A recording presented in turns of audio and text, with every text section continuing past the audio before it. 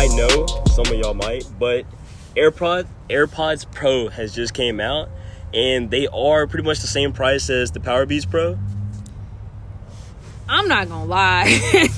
It's like I get kind of swindled when I see like famous people that, like, my favorite outfits as far as the leagues are gonna be LeBron and Odell. So it's like when I see them with the Beats, it kind of pushes me closer to the Beats side. I saw James Harden.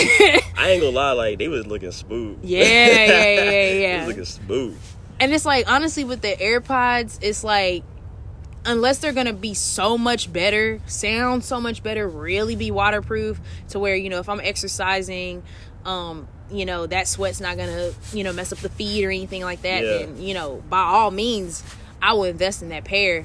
But I want to know, is it just a scheme because it's like they're owned by the same company, you know? So what's going on? I bought the first generation like last year, and I'm not gonna lie, it was like during Christmas, they was all sold out, and everybody that came in our work had them, and I was like so mad. But a lot of them junks was fake, so you gotta watch out for them fugazis. Oh, snap. But honestly, in my opinion, they was like 200, or they was like 175 at the time. In my opinion, they're cool, but they're not worth the money. So if I would to invest in the AirPods Pro or even the Power Beats, because they are by the same company, Apple, but I would have to test them out myself. I wouldn't have to just buy that junk. But, you know, there has been like one little solution. It's half the price. This is no staying promotion. Within that budget, on a budget. And we're not sponsored by anybody yet, but we're just, wink, you know, if you want to, you know, hit us up and give us, you know, some pairs. Email us, you know, trying to. But I'm not gonna lie, to stay in the economical standpoint, and me and him, we work fairly amount good of hours, so our checks are gonna be quite lovely. Thinking about going ahead and trying out those Raycons. Yeah. We'll give y'all an update a little bit later on if we either got the Raycons, the Airpods Pro, or the AirPods Pro. We might, you know, split it and just check them out for ourselves. I might have to flip it. So if y'all want one, and if we have it and we flip it, might be able to give it to y'all. All right, just check us out. Just to catch back up with last week's episode, when we was talking about how we was going to talk about hurt people. Right. I just want to take a little step back from that statement and just to, you know, come back to it just a little bit later. So I asked around, and somebody brought up a good point, and I've been thinking about this for a long time, and I want to know your perspective. So the question is, how has dating changed from like high school to college and then post-college? So I think with dating in high school, the number one thing is that it's a lot of innocence. And when you're looking into that innocence, that means that, you know, you're kind of going into a lot of things blind. There's not really expectations. A lot of things are more of physical attraction. And then, you know, if you do get along, cool, whatever. But most of the time you're preoccupied with, you know, your friends and sports or extracurricular activities. So you're seeing, you know, your significant other either at the time through text message. You know, FaceTime really wasn't a thing back then. For you. And for my generation. It's kind of telling my age. But yeah, I mean, we had like, I mean, you know, iPhone 4s or whatever. But like, yeah, I mean, it's just like high school wasn't based off of any common goal. It was just, you know, I want a boyfriend, I have a boyfriend, you know, or whatever. I have a girlfriend, I got a girlfriend. College, it's kind of like, you know, okay, it's getting a little chilly, you know, getting a little cool outside. Need something to snuggle up with, you know. You're away from home, you know, everything's a little different. With those expectations, I think what changes in college is that you could be potentially looking for a spouse.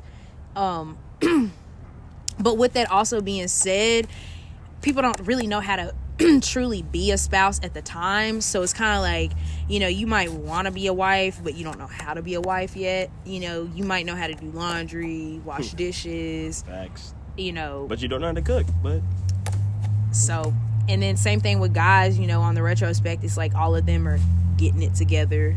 Whatever that means. You know, girls, we always have to have it you know, in the handbasket, you know, all preserved and ready. And while guys are still out there making their jam, you know, we are serving it on our toast. And then I would say post-college dating, that is definitely marriage goals. So, like, I guess for post-college, main thing is like, you have to be a 100% version of you before you can give you to somebody else. And if you can't, then it's kind of like, you know, you're going to end up having those days where you feel a little selfish. And you might not realize it until, you know, a couple of days go by. You know, a lot of your goals, you have to realize that you're building with someone else versus just building for yourself. I'm not saying don't build for yourself, but there is supposed to be a common path that you're trying to walk down with that person. And like I've explained to him, a lot of times people are unevenly yoked.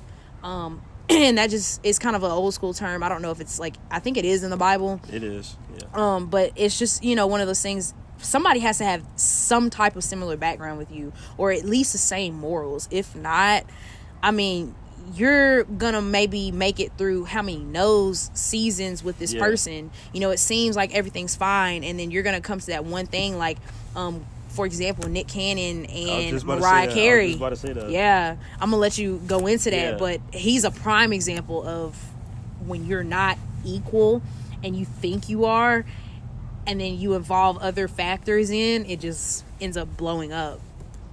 So I was always watching YouTube videos, but I was watching a little interview with Nick Cannon in it, and I'm gonna have to find it and link it in the description below so y'all can believe check it's it out DJ too. Vlad.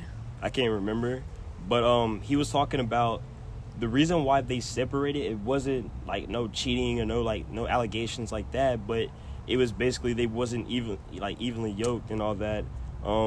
Their beliefs didn't match up at the same time like they thought they did, and so where he wanted to go this way, she wanted to go this way, and they just kept butting heads, and they just couldn't really grow together anymore at the time. And it was to the point where they both were just being hindered and shackled. And so they was just like, you know, like, there's no animosity between us, but we're going to have to split in order for both of us to blossom and grow.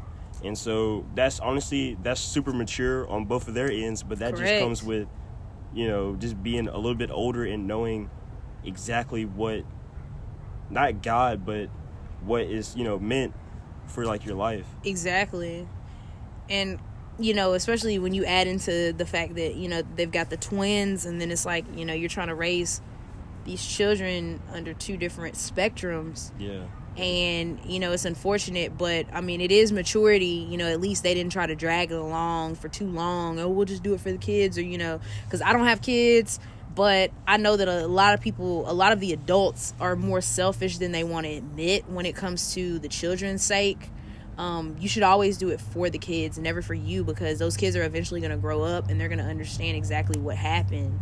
And then on the retrospect, you know, they might end up resenting you as the parent because you made choices based off of what you wanted versus what was best for them. Yeah. And it's not their fault. Yeah. So just to answer my question that, you know, I threw at you, I think that there are three main differences when it comes to college, post-college, and also high school. I'm going to start with high school. So in high school, like you said, there's like innocence. Nobody's doing pretty much what they're doing. Well, at least in like your generation, my generation, and my generation, and like the generation after, I guess we can lump all of us together. We're kind of like moving the mold though. Like we're kind of like speeding things up a little bit. It's not good, but it's also not that bad at the same time.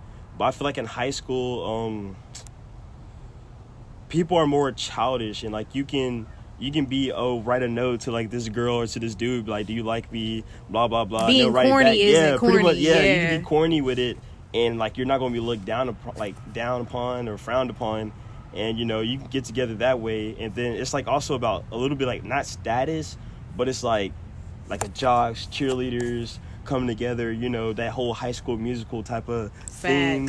But in college, it's like it's a little bit free, you know what I mean? Like, yes, you got your jocks, you got your sororities, your fraternities. Yeah, those are still kind of like high schoolish, but it's still a little bit more up to date, like adultish, I guess. Yeah. But in college, it's more of like the hookup culture. You have a lot of that going on, You have a lot of people not really looking for relationships or marriage. They're Tinder, just trying to, Bumble. Yeah. Don't find me. But but yeah, you got people just trying to get that hoe phase out the way. And then there are some people who's actually really looking for relationships. Right. But I'm starting to see now it's like people are understanding like this hookup phase is, in effect. So it's like these 4 years they want to calm down and just not waste their time.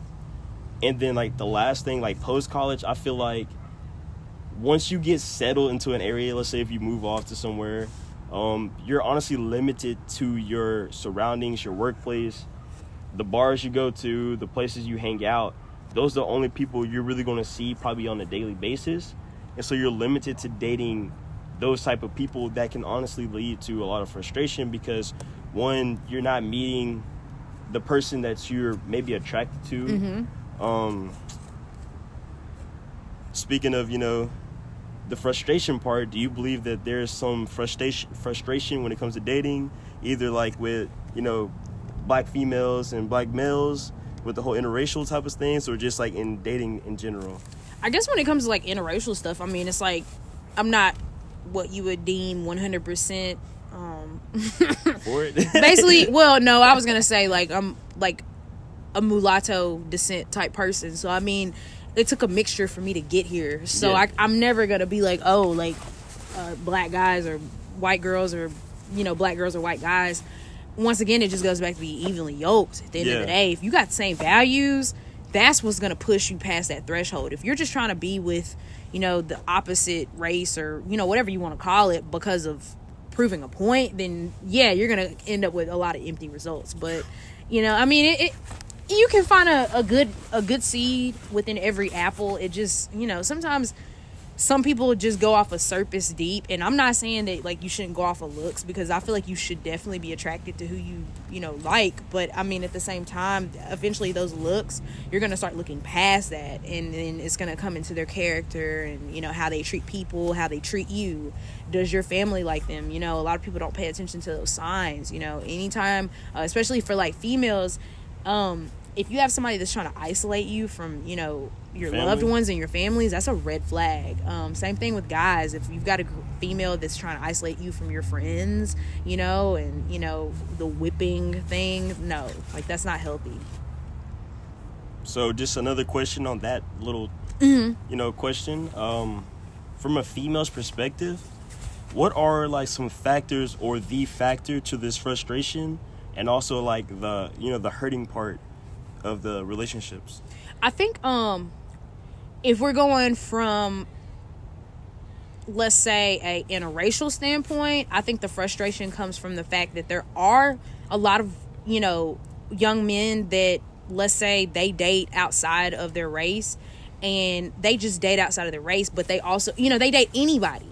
Yeah. But then you have some men that for some reason they feel like they have to make it a statement of, this is why I don't date black girls specifically because of whatever reasons. And it's like, okay, now you're putting the same label on everybody, and it's like, if every race of if every girl of this race isn't the same, then neither are we. And if we're going from just a regular standpoint, a lot of the times I think that guys don't know how to fully be honest because they don't know exactly what they want yet.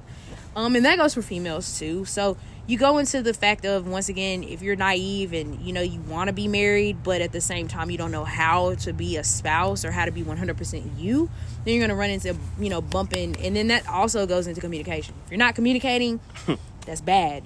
I don't give a dadgum. Like, you should not be going to sleep mad. If you go to sleep mad, bruh, like, it's gonna mess up the whole week. Swear.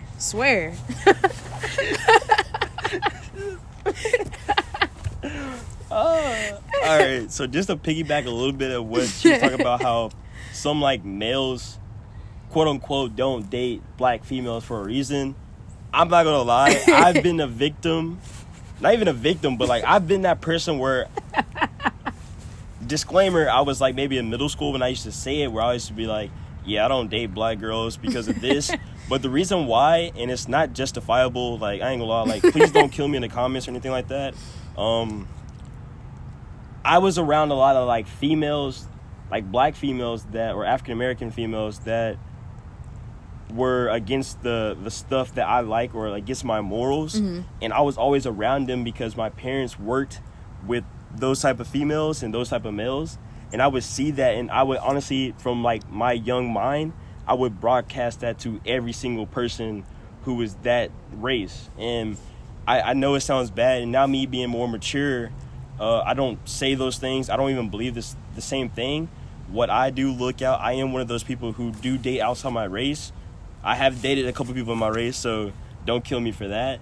But it's one of those things where it's like you have to have, again, the same type of morals, the same type of interests, and you just got to honestly be attracted to that person. And I'm not going to lie, I'm not really attracted to like black people. I'm not even going to lie, but my famous phrase is, if you cannot use my comb, can't bring you home. I don't know, man.